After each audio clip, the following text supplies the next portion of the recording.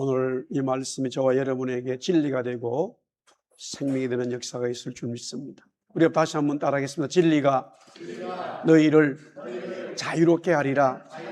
진리가 나를 자유롭게 한다. The truth will set you free. 많은 사람들이 진리가 뭐지? 관심을 가지고 진리를 찾습니다. 그러나 그 누구도 이것이 진리야 라고 말한 사람이 없습니다. 이것이 진리일 거야, 이렇게 가면 진리가 있을 거야 라고 하는 말들이 합니다만 이것이 진리야 라고 말하는 사람은 없습니다. 그러면 대체 진리가 뭐냐 이거예요. 먼저 주님이 이렇게 말씀하시죠. 요한복음 8장 32절에 진리를 안다. 여기서 중요한 말씀이에요. 진리를 누구든지 알 수 있다라는. 그 많은 사람들이, 지식인들이 진리가 뭐지라고 했을 때 진리를 찾지를 못했습니다. 그냥 주님은 아주 쉽게 말합니다. 진리를 너희들이 알 수 있다. You will know. 진리를 알 수 있다. 사랑하는 성도 여러분, 여러분들은 진리를 알고 있습니까? 그러면 진리가 뭐냐 이거예요. 그러나 그 진리가 무엇인지를 설명하기 전에 진리를 소유하게 되고 진리를 알게 되고 진리를 받아들이게 된다면 그 진리가 우리를 자유롭게 한다는 거예요. 자유를 가져온다는 거예요. 프리덤이다 이거예요. 그러면 그 자유가 뭐냐 이거예요. 우리의 많은 분들이 교회 생활, 신앙생활 하면서 교회를 떠나는 경우가 있습니다. 복음을 떠나는 거예요. 그리스도를 떠나는 거예요. 아예 교회 생활을 접어버리는 거예요. 교회에 들어오는 것도 어렵지만은 그렇게 교회를 떠나버려요. 저희 가족들도 그런 형님들이 한때는 떠났습니다. 그러면 무엇 때문에 떠나느냐? 예수 믿고 신앙생활하면 주님이 나의 삶에 있어서 물질의 자유를 줄 것이라고 생각했습니다. 내가 생각한 성공이 될 것이라고 생각했습니다. 그러나 그런 자유는 오지 않았습니다. 물질의 자유가 오지 않았어요. 직업의 자유가 오지 않았어요. 가정의 자유가 오지 않았어요. 그러다 보니 역시 교회도 진리가 없구나 라고 답을 내리고 떠나게 됩니다. 주님이 말씀하시는 이 자유가 뭘까 이거예요. 자유가 뭐냐 이렇게 주님 말씀합니다. 요한복음 8장 33절에서 34절에 죄를 범하는 자마다 죄의 종이라. 주님이 말씀하시는 것은 죄에서부터 자유를 얻는 것입니다. 죄에서 자유를 얻게 하면 보혈의 능력이다. 예수님의 능력이다. 죄에서 자유를 외치고 있었던 겁니다. 교회가 교회다워지고 복음이 복음으로 진정으로 전해지는 것은 죄의 문제에 대해서 터치하십니다. 죄의 문제를 얘기해야 됩니다. 우리가 캐나다 살 수 있고 미국 살 수 있고 한국 살 수 있습니다만 그런 우리의 삶 자체가 다 행복할 수도 있지만 또한 문제들이 일어날 수 있습니다. 교회의 근본적인 것은 죄를 범하는 자마다 죄의 종이라. 예수님이 말씀하신 것은 그 자유는 죄에서부터 자유를 얻는 겁니다. 너 자유 얻었네, 나 자유 얻었네 라고 찬송할 수 있는 것은 죄로부터 자유를 얻는 것을 말합니다. 이 자유, 죄의 문제 해결되면 자유를 얻는데 그 죄는 결국 마귀로부터 왔습니다. 그래서 주님 말씀하기를 마귀는 거짓말장이의 조상이고 거짓말로 우리를 죄로 밀어넣어버렸다 이거예요. 아담이 그 죄에 넘어가 버렸다 이거예요. 아담이 우리의 인간의 시조인 이 아담이 마귀의 거짓에 넘어가 진신줄 받아들였다 이거예요. 선악을 알게 하는 나무의 실과를 먹으면 죽지 않고 하나님과 같이 되었다. 두 가지의 거짓말을 했습니다만 아담은 진실로 받아들였어요. 선악과를 먹으면 죽지 않는다는 것과 선악과를 먹으면 또 하나님과 같이 된다. 거짓이었단 말이에요. 그래서 우리는 그 거짓에서부터 벗어나는 거예요. 그리스도가 이제 그러면 진리가 우리를 진리를 소유해야 되는데 진리를 가지게 되면 우리는 자유를 얻는다. 죄에서부터 마귀로부터 사망으로부터 자유를 얻는 것이지. 그러면 그 진리가 뭐냐?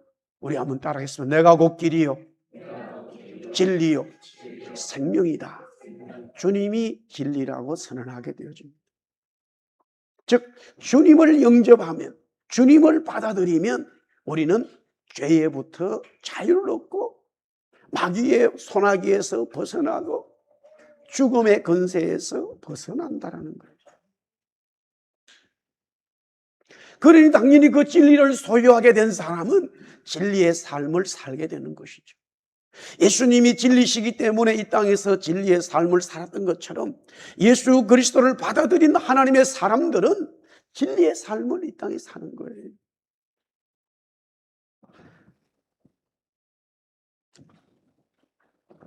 제가 누누이 말씀을 드렸습니다만 저도 이 캐나다 산 지가 상당히 오래됐잖아요. 캐나다, 미국 사회의 기본에서 모든 사회생활에서 제일 중요한 게 뭐냐? 거짓말입니다, 여러분. 이것은 기독교적인 사상 속에서 세워졌기 때문에 이것을 가장 지금 많은 사람들이 신앙생활을 하지 않아도 기본적으로 그런 삶을 가지고 있어요. 예수 믿고 구원받았을 때의 변화가 뭐냐? 우리 한번 따라하겠습니다. 거짓에서 진실로 바뀌는 거예요. 아멘. 네. 거짓의 삶을 버리고 내가 어떤 일이 있더라도 손해보더라도 성공하지 못하더라도 거짓에서 벗어나는 거예요. 진실의 삶을 사는 거예요. 지금 제가 그저께 뉴스에 보니까 캐나다 뉴스에 시민권을 받았는데 막 이제 다 취소되는 사례가 있다는 거예요. 그게 뭐냐고 봤더니만은 전부 다 서류들을 거짓으로 만들었다. 여기는 굉장히 중요하게 다루고 있어요. 모든 사회의 기본이 거짓이었느냐 진실이었느냐. 그것을 사람들은 국민의 수준이 높다는 것은요, 그것을 평가할 수 있어야 돼요. 그 사람의 능력의 문제가 아니라 진실의 문제예요, 여러분들. 그것이 바른 사회, 바른 국가로 가는 거예요. 그 짓을 반복시대 하는데도 우리 대한민국 사람들은요, 전혀 인식하지 않아요. 그 왜 그런지 아세요? 본인이 그래 살기 때문에 그래요, 다. 본인들이 학교에서, 직장에서, 사회에서 밥 먹듯이 거짓말하면서 산다니까요. 그런 죄에 대한 문제가, 거짓에 대한 문제가 이 양심으로 오진 않아요. 작은 것 하나, 예수 믿고 구원받은 사람들이 작은 것 하나 혹이라도 내가 의도를 하지 않았는데 어떤 거짓의 말이 나왔을 때 얼마나 그것이 가슴이 아프고 내가 왜 그 사람이 그런 거짓을 얘기했을까? 내 이익을 위해서 왜 그런 말을 했을까? 그런 양심이 살아있는 거예요. 할렐루야. 거짓에 할인을 맞았단 말이에요, 양심에. 그것이 바리새인들이고 서기관들이에요. 그러나 하나님의 나라는 거짓이 없는 거예요. 그러니까 당연히 우리는 진리의 삶을 살 수밖에 없죠. 오늘 계속해서 우리 한번 따라하겠습니다. 진리는 죽었다가 살았다. 진리가 죽었다가 살았다는 겁니다. 여러분들, 내가 물질을 쫓아가는데 그 물질이 죽었잖아요. 내가 물질을 쫓아가는데 그 물질이 나에게 멀어져 가요. 죽어버렸어요. 살아날 수가 없어요. 내가 성공을 위해서 쫓아갔잖아요. 그런데 그 성공이 죽어버렸어요. 내 앞에서 사라졌어요. 헤어날 수가 없지요.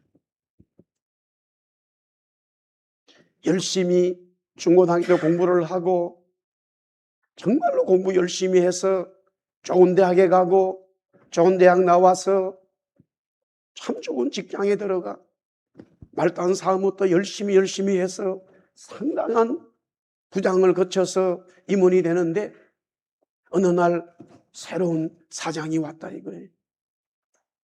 보니까 자기 고등학교 동창이다 이거예요. 근데 그 동창이 어떻게 갑작스럽게 사장이 됐냐 이거예요.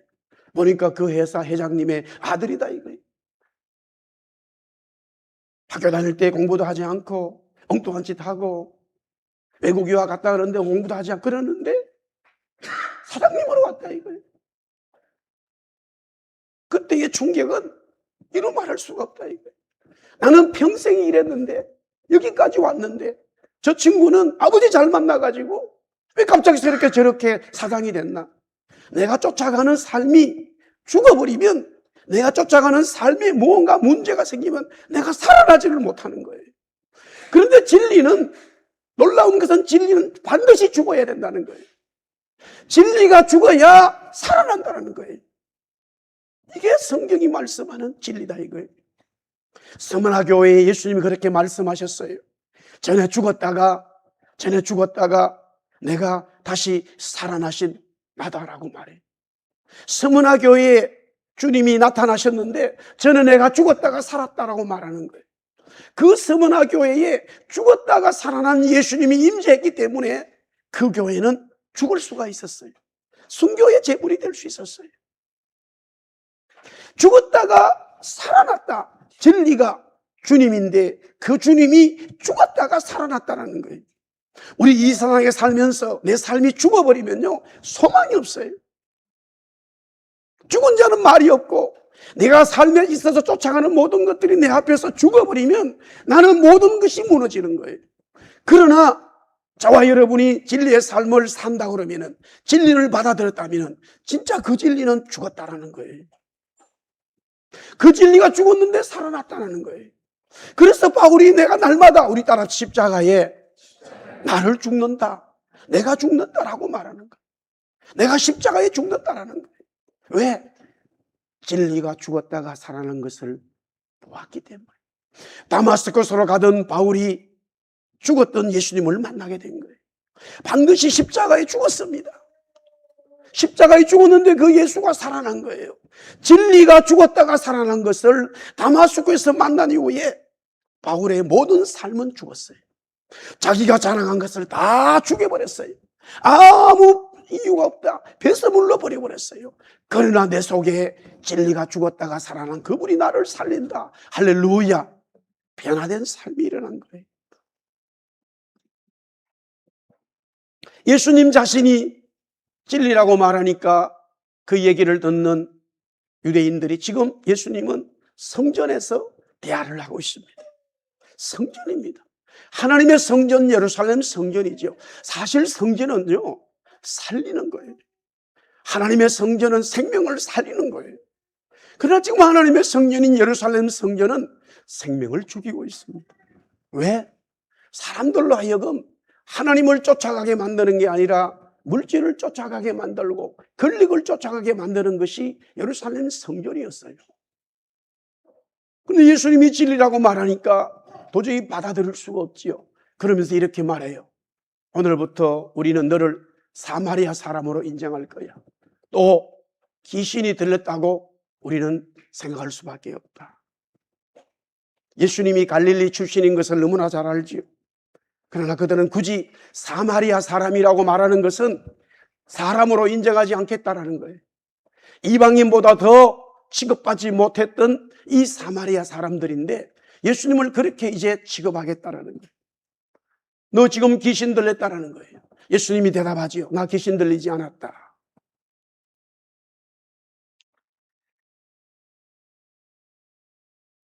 그러면서 예수님의 대화 속에서 나는 귀신이 들리지 않았는데, 당연히 사마리아 사람도 아니지요.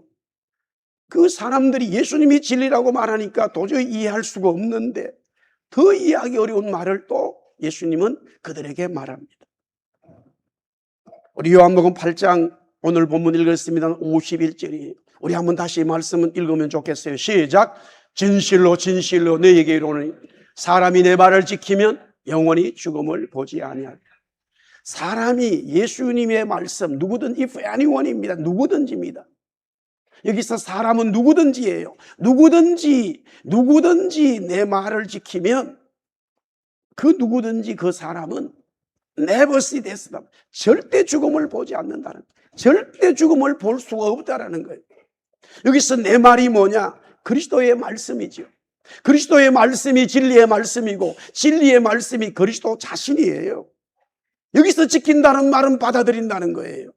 그리스도의 말씀을 받아들인다. 그리스도를 받아들이게 되면 그 받아들인 사람은 누구든지 관계없어요. 어떤 사람이 어떻게 살았던 관계없어요.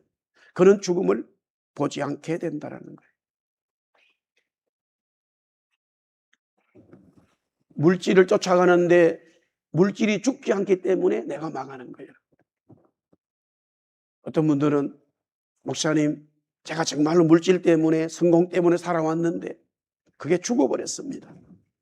그래서 나도 죽으려고 생각했는데 그때 예수님 만났어요.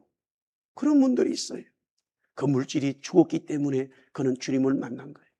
물질이 계속 살아있잖아요. 끝까지 물질 쫓아가다가 결국 영원한 죽음에서 헤어나지를 못하는 거예요. 예수님의 말씀은 영원한 죽음을 보지 않는다는 거예요. 너무나 어려운 말씀 같지만 진리의 말씀이죠. 영원히 죽지 않는다고 주님 말씀하셨을 때 주님의 말씀을 당연히 그들은 받아들이지 않죠. 그러니까 그들은 그렇게 말해요. 아브라함과 선지자들도 다 죽었는데 어떻게 죽지 않는 것을 볼 수 있느냐. 여기서 먼저 이 예수님의 말씀을 듣는 사람들은요, 자기들이 예수님 말씀 들으면 영원히 죽음을 보지 않는다고 받아들인 게 아니고요, 말하고 있는 지금 예수님이 영원히 죽지 않는다고 얘기하고 있다고 생각했습니다. 그래서 아브라함도 죽었고 선지자들도 죽었다는 거예요. 그러나 예수님의 말씀은 그게 아니라 예수님이 하시는 예수님 자신뿐만이 아니라 예수님의 말씀을 듣는 우리들이, 현장에 있는 우리들이 그 말씀을 들으면, 그 말씀을 받아들이면 영원히 죽음을 보지 않는다는 거예요. 그것은 누구나 얘기할 수 있는 게 아니에요, 여러분들. 얼마나 많은 사람들이 죽음에 대해서 걱정하고 있습니까? 그 누구도 죽음을 해결하는 사람이 없어요. 그러니 당연히 유대인들은 자기들이 지금 영원히 죽지 않는다고 생각한 게 아니라 말하고 있는 선지자로 인정할 수는 있다 이거예요. 그 예수가 죽지 않는 것으로 받아들인 거예요. 그러나 여러분들, 지금 예수님이 유대인들과 얘기하는 곳이 어디입니까? 성전입니다. 근데 구약의 성경을 보면은 영원이라고 하는 단어가 너무나 많이 있습니다. 유월절을 지키라, 내 규례라고 말하면서 주님 하나님 말씀합니다. 영원히 지킬 규례라고 하는 거예요. 오순절, 초막절, 성전, 성막 다 영원한 규례라고 말하는 거예요. 사실 이스라엘 백성들은요, 다른 민족보다 하나님으로부터 말씀을 받았기 때문에 영원이라고 하는 단어가 입에 배겨 있어야 됩니다. 그러나 그들은 이방 민족들보다 더 영원을 믿지 않았습니다. 죽으면 끝이라고 다 생각한 거예요. 그들은 영혼을 믿지 않았어요. 그 말은 하나님을 믿지 않기 때문이에요. 여러분들 누구나 만나서 당신 영혼이 죽지 않습니다라고 말한다면 그 받아들일 수 있는 사람은 없어요. 세상에 유명한 사람들도, 철학자들도 영원한 죽음에 대한 문제를 해결하지 못했기 때문이에요. 그런데 주님은 자신도 영원히 죽지 않지만은 우리들 보고 주님의 말씀을 받아들이면 우리가 영원히 죽음을 보지 않는다고 하는 놀라운 진리의 말씀을 말씀하고 있어요. 할렐루야. 놀랍습니다. 요한복음 8장 56절 이렇게 되어 있습니다.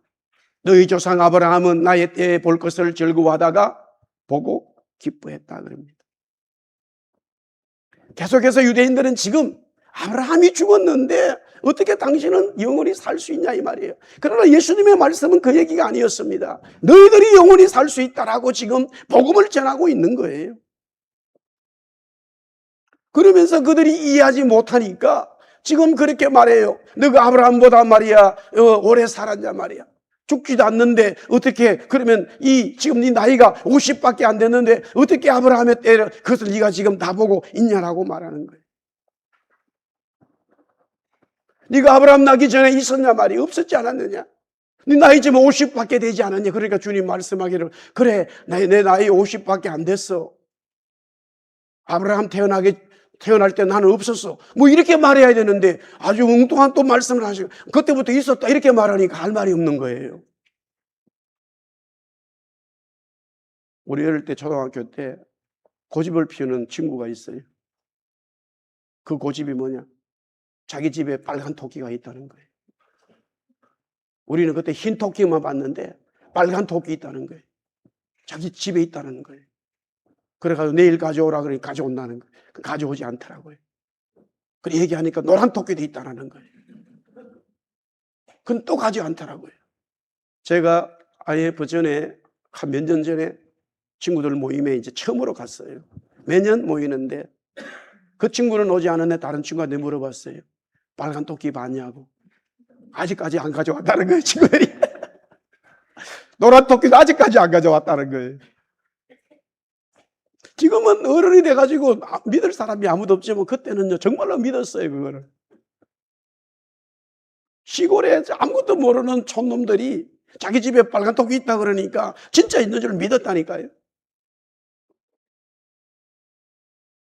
지금 유대인들이요, 어떤 면에서는 순수해야 되는데 믿을 수가 없는 거예요. 어떻게 아브라함이 살아있을 때 예수님이 그때 있었는 말을 받아들이겠어요? 나이가 50도 안 됐는데.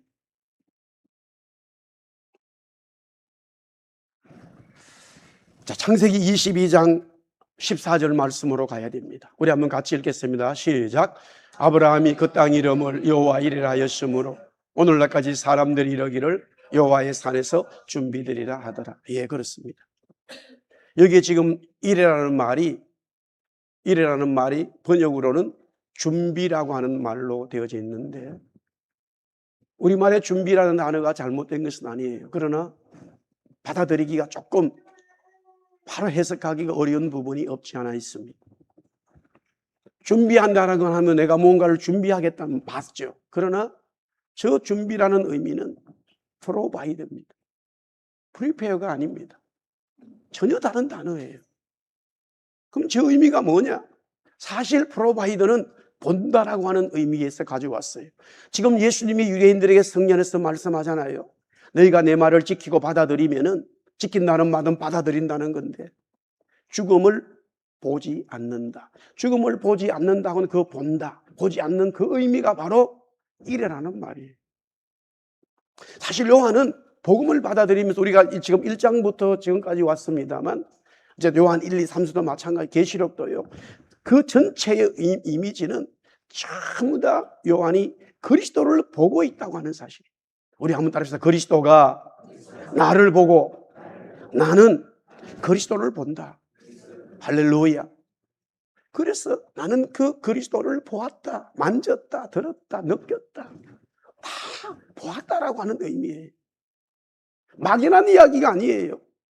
그래서 그가 밤모섬에서 날 요한아, 요한하고 부르시는 예수님의 음성을 듣고 돌아보았더니만 예수님의 모습을 보았다 이거예요. 너는 내가 보여준 것을 하나도 빼지도 말고 더하지도 말고 그것을 그대로 적고 이 예언의 말씀을 전달하라는 거예요. 정인이 뭡니까? 위트니스가 뭐예요? 내가 본 것을 그대로 얘기하는 거예요. 거짓 정인이 뭡니까? 보지 않은 것을, 없는 것을 만들어 얘기하는 거예요. 또 있었던 이야기를 빼버리는 거예요. 이건 거짓 정인입니다. 그러나 위트니스는요, 내가 본 것 그대로 얘기하는 거예요. 내가 본 것 그대로 얘기하는 게 진정한 위트니스단 말이에요. 정인이단 말이에요. 여기서 이래라는 말은 원래의 뜻은 본다라는 의미예요. 그것이 조금 더 변화되어져서 준비, 프로바이더라고 하는 단어가 나온 거예요. 사실은 영어의 프로바이더는 본다라는 의미를 가장 가까이 설명하고 있어요. 우리가 아는 대로 하나님은 아브라함에게 아들 이삭을 모리아 산에 가서 번제로 드리라고 말씀하시지요. 아브라함은 이런 하나님의 시험에 즉각적으로 순종해서 아들과 함께 3일이 걸려 모리아 산 꼭대기에 가게 됩니다. 그러면 정말로 하나님 말씀하신 대로 아들을 제단에 올려놓고 번제로 드리려고 하자 하나님은 그때 아브라함아 부르시면서 네가 이제 나를 정말로 경유하는 내가 알았다 라고 말씀하시고 수양을 준비하여 번제로 드리도록 한 사건입니다. 이때 아브라함은 이 모리아산을 가리켜 저기 보세요. 여호와의 산, 여호와의 산은 바로 여호와의 모리아산이지요. 모리아산에서 프로바이더 준비됐다 이래라는 말이죠.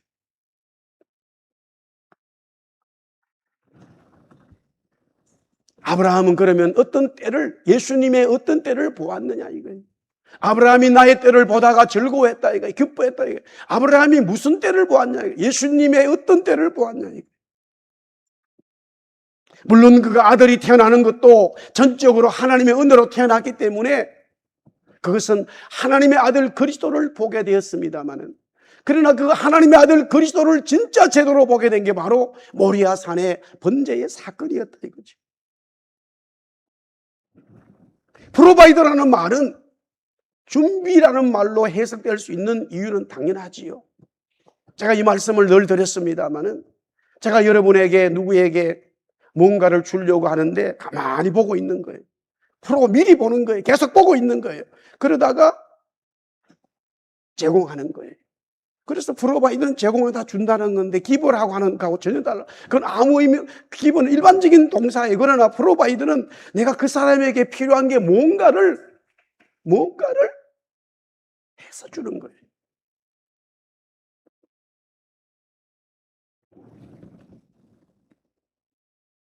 어떤 사람은 축구를 좋아하면 축구에 필요한 용품을 사주면 좋아합니다. 어떤 사람은 일하는 사람은 일하는 것의 기계에 대해서 없는 것을 보고 우리 사위 알렉스는 제일 좋은 선물이 기계를 사주는 거라 그러더라. 나는 제일 싫어하는 선물이에요. 그거를. 사람마다 필요한 게 있단 말이에요.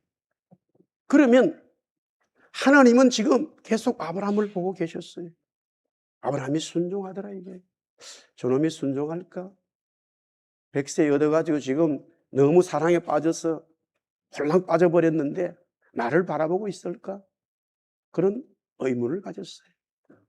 마음이 들었어요. 그래서 하나님 말씀하셨어요. 물론 하나님 본래의 마음은 진짜 이삭을 죽이려는 마음은 아니었다 이거죠. 그러나 아브라함이 순종해버려요. 그러나 아브라함은 그 순종하면서 하나님이 왜 나에게 이런 시험을 주실까? 그 하나님의 본래의 마음을 발견하게 되었다는 거지. 그래서 프로바이더다. 하나님의 일해라 라고 아브라함이 명령했던 것이죠. 이 프로바이더의 의미가 바로 하나님의 섭리라는 뜻이에요. 프로비던스라는 말은 섭리, 특별히 영어에서 이 섭리, 하나님의 섭리라는 이 단어 속에만 이 단어를 쓰고 있어요. 하나님이 우리에게 적절하게 주시는 것이 바로 하나님의 섭리라는 거예요. 그러면 장인철이에게, 여러분에게 무엇을 하나님이 프로바이더 제공해 줘야 가장 큰 하나님의 섭리냐 이거예요. 건강, 예, 맞아요. 하나님의 섭리죠. 물질 맞아요. 자녀 맞아요. 그러나 그것은 다 우리의 영원한 문제를 해결할 수 있는 게 아니에요. 정말로 나에게 필요한 이 하나님의 섭리는 내 죄의 문제를 해결하는 거예요. 장은철이의 죄의 문제가 해결되어야 영원한 하나님의 언약이 이루어지는 거예요. 하나님이 나에게 가장 큰 선물을 주시는 거예요. 할렐루야. 그 선물이 가장 주어지는 게 아니라 그 선물을 내가 받으려면 하나님은 하나님의 아들을 번제로 드려야 된다는 거예요. 그것이 하나님의 계획이었단 말이에요. 그래서 이렇게 여러분들에게 질문을 던질 수 있습니다. 이삭이 죽었습니까? 이삭이 살았습니까? 질문을 던져요. 이삭이 죽었나요? 이삭이 살았나요? 바로 슈퍼 컴퓨터예요, 여러분. 퀄럼 컴퓨터라니까요. 죽은 것 살아난 것이 같이 있다 이 말이에요. 분명히 이삭은 죽었습니다. 하나님 앞에 번제로 드렸습니다. 그러나 이삭은 살았습니다. 마찬가지로 이렇게 질문 던집니다. 예수님이 죽었나요? 예수님이 살았나요? 예수님은 반드시 죽었어요. 그러나 살아났어요. 할렐루야. 죽음과 부활을 같이 가지고 있다 이거예요. 그러니까 슈퍼 포지션이다 이거예요. 하늘 위에 계시는 분이다 이거예요. 그 누구도, 그 세상에 누구도 예수님 위에 있을 수 없다 이거죠. 그래서 하나님은 예수님을 우리에게 제공해 주신 것이죠. 이삭은 아브라함의 순종으로 죽었습니다. 그러나 이삭은 하나님에 의해 살아났지요. 마찬가지로 예수 그리스도는 아버지 하나님께 순종함으로 죽었습니다. 그러나 하나님은 아들을 죽음에서 살리셨습니다. 아브라함이 기뻐할 수 있었던 것은 죽음과 부활을 함께 보았기에 기뻐할 수 있습니다. 어떻게 죽음을 보고 기뻐할 수 있겠느냐? 기뻐할 수 없죠. 그 누구도 죽음을 보고 기뻐할 수 있는 사람은 없어요. 그러나 부활을 본다면은, 살아나는 것을 보게 된다면은 그 죽음 앞에서 찬송할 수 있는 거죠. 할렐루야. 예, 스데반이 노래마다 죽어갑니다. 그러나 그는 하나님 앞에 영광의 찬송을 올려드려요. 왜 그렇게 찬송할 수 있느냐? 그가 보니까 사람들, 일반 사람이 볼 수 없는 하나님의 영광을 지금 보고 있는 거예요. 할렐루야. 그래 찬송하는 것이죠.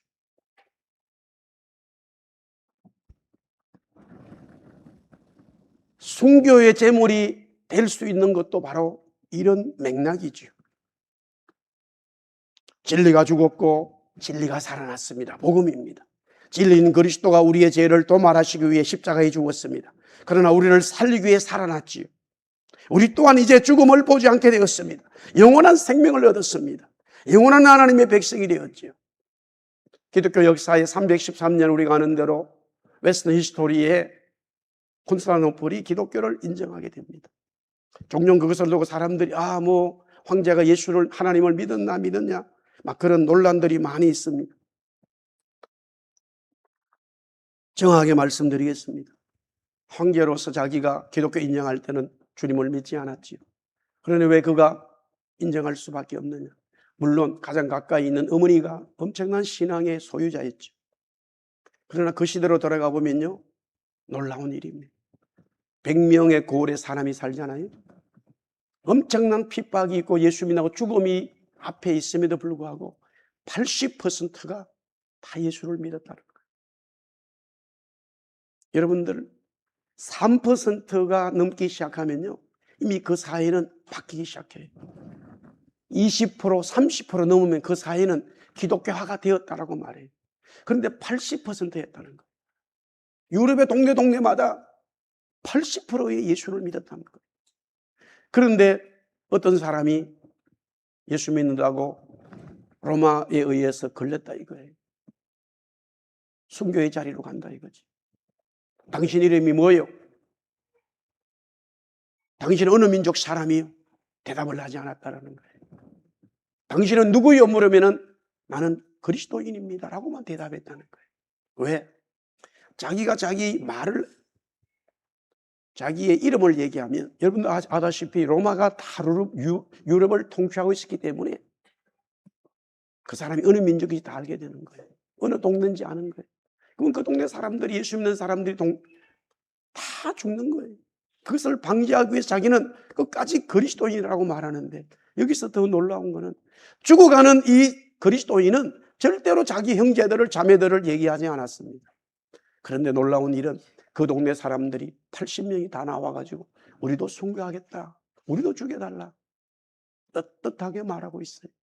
이게요, 초대교회 교부 시대를 지나면서요, 초대교회 교부 시대 지나면서 이 콘스탄티노플이 313년에 기독교를 인정하는 그 시간에 엄청난 교회의 영적인 일이 일어났다는 이야기. 왜 그분들이 죽음을 그렇게 당당하게 맞이할 수 있냐 이거예요. 스무나 교회에 죽었다가 살아나시리가 말하고 있다 이거예요.